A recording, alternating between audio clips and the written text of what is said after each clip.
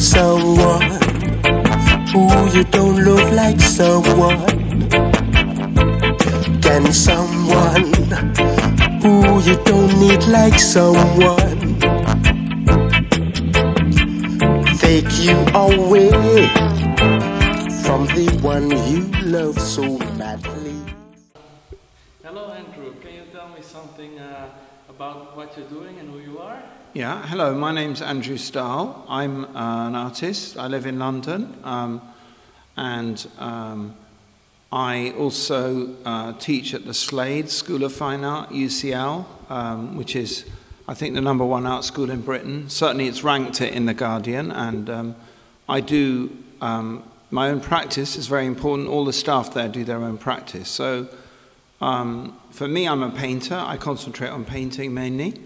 And I have done lots of residencies internationally, and I'm particularly interested in the idea of transcultural interaction.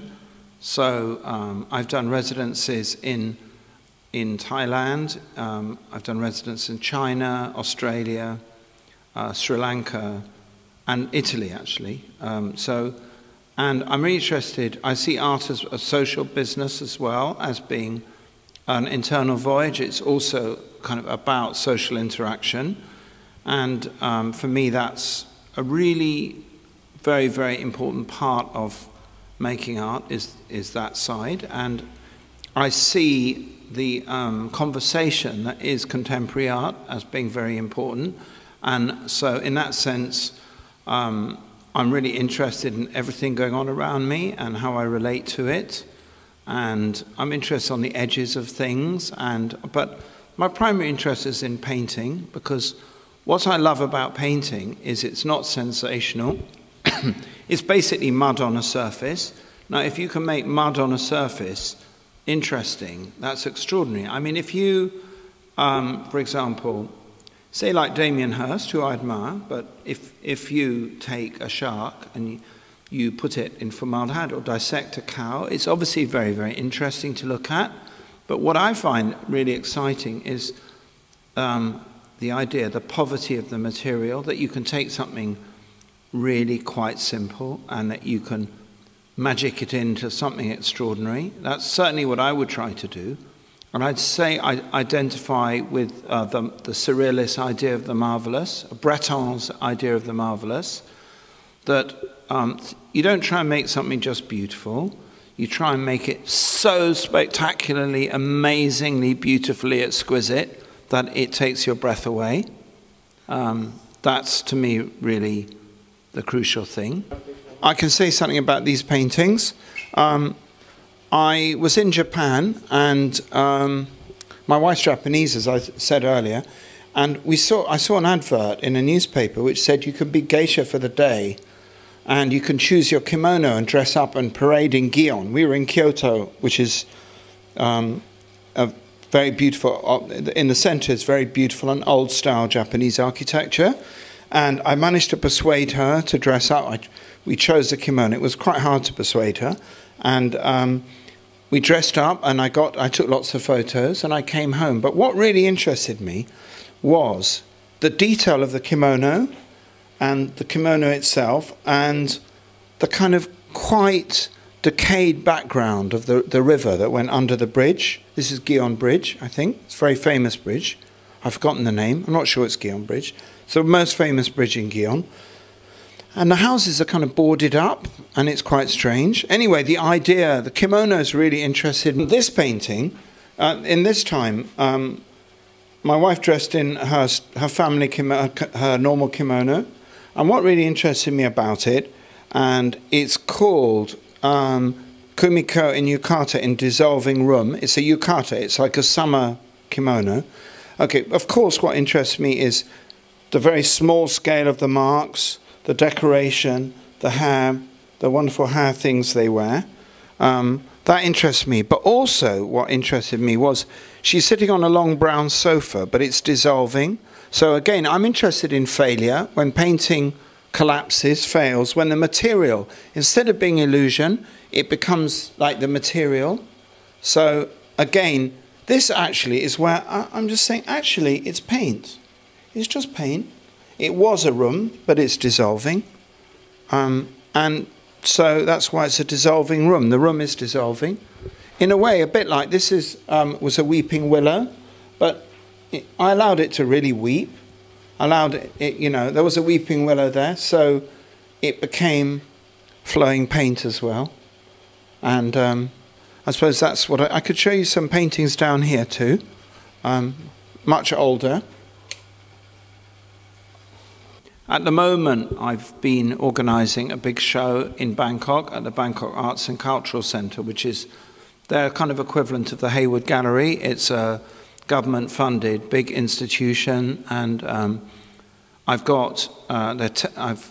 invited 12 artists, including myself, to participate.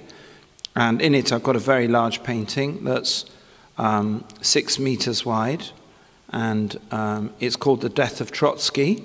I'm very interested in symbolism. So there's a figure at one end sitting at a computer, and that figure is sort of me. I don't see myself as Trotsky, I can assure you. It's not, that would be very vain, but it's about not seeing the surprise coming from behind, the shock, the moment of revelation, or it could be desire. But basically on this painting, there is this figure sitting at a desk, looking at a computer, and this giant red snake. The snake's about 4 meters long in the painting, and it's coming to strike Trotsky, or the person, from behind. As you probably know, Trotsky was assassinated by an agent of Stalin while he was sitting at a desk, and the kind of surprise of that is very interesting, and also its symbolism.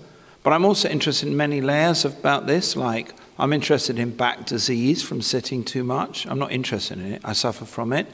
I'm interested in the fact that we are sucked into machines all the time in this day and age, and how much time we have to spend staring at a computer. And I'm also interested in the idea of the imaginary world, the flow of thoughts. And that painting is 6 meters long, and it's studded with little incidents. It's got sort of little fountains. It's got things stolen from other cultures, for example, from a Japanese bag of noodles. My wife is Japanese, so we had this noodles with this exquisite green trees on it, tiny things, and I just copied them and put them on the painting. So the whole painting is covered in these little incidents. And you walk along it, you experience it as a time experience, rather like a film. As you walk along, you see new bits come and fall away. And this, I think, reflects an interest I have in Chinese scrolls. And there was an amazing show of Chinese scrolls at the V&A, but also, quite recently, I was invited to lecture at an art school in Beijing, and I went to the Forbidden City. And there was this amazing scroll, really, really extraordinary scroll. And you walk at one end, and you can see a man leaving his house. And then further down the scroll, he's climbing a mountain. And then he climbs over the mountain. And he walks through the meadow. And then he comes across, I think, his wife or his girlfriend. And he has dinner or something there. And then he carries on walking and gets in a boat and then goes across the sea. So you move along the painting and you see all this happening, and that kind of really interested me. So the idea that paintings can have time in them as well. Also change of scale. One of the things that really interests me is the small things and big things. One of the things that I found extraordinary in Thailand was, and in other places like Cambodia and Burma, with these gigantic Buddhas, you get a foot like 4 meters high, but tiny, inscribed in the feet, you get the mother of pearl story of Buddha. You know, the large against the small, the gigantic against the detail, the exquisite against the large. And that kind of change of scale interests me. So this is all behind that painting, which is in Bangkok at the moment, not in London here in my studio, which is feeling a bit empty. You know, this one is my sort of fish painting. And one of the things here was to have, It's gold, actually, but it's quite difficult. And at certain angles, one of the things is to have this big thing, mouth not quite in the right place, but a sort of smiling. Is it smiling? But it's the detail against the large scale that's important. So it's the idea that you spend quite a long time making these marks, and but it belongs to something bigger. So again, I was thinking a bit like the Buddha with the tiny little bits. And then over here are some more recent, more kimono paintings that I'm going to show in Bangkok, opening in a week's time. This is my daughter Miyu. She dressed up in a kimono too. And it's a very small painting, which is great fun to do. And it's raining. These are all called hot rain. Again, this is Kumiko, my wife, again, in small one. And then over here is one, well, there's this one, which I'm working on at the moment, which is kind of an imaginary fountain sunset. But here, this is driving on my way to my work to the art college. This is Euston Road, and it's like apparition on Euston Road. And this is traffic jam, it's rush hour, it's raining. That's Portland Place coming round there. And UCL is just through there, the Slade is just through there, and there's a fountain appears. And so it's a kind of mixture of the real and the not so real. I think that's what I've got at the moment. How did you get involved with the Uncooked culture and Knock? Well, interesting enough, I got invited to an exhibition in Westbourne Grove. I used to live quite near there, and I went there, and Knock had made these amazing sculptures, sort of from found things. And I just come back from doing a residency in Thailand, and somebody said, oh, she's Thai. So I started talking to her. I really loved her work, and I asked her about it.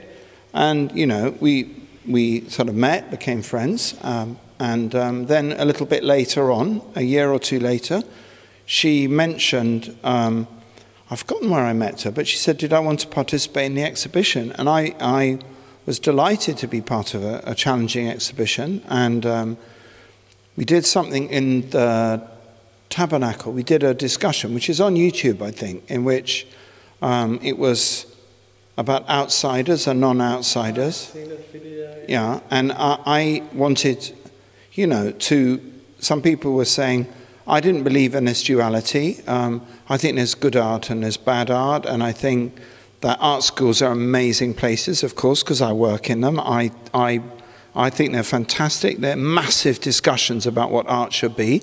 And I think people get so much from it. As I said, I see art as quite a social thing, as something that you discuss possibilities. You get inspired by other people. They influence you, you influence them. And I think they're amazing places. And they're not where people get told what to do if they're good art schools. It's where they discover where they find their own desires and wishes.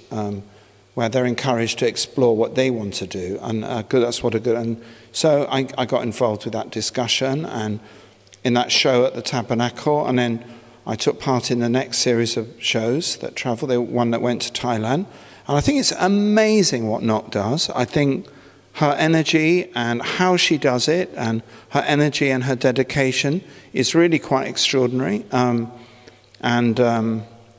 a great admirer of that, and that's how I got involved. I just found it very convincing, that aspect, the work itself, and yeah.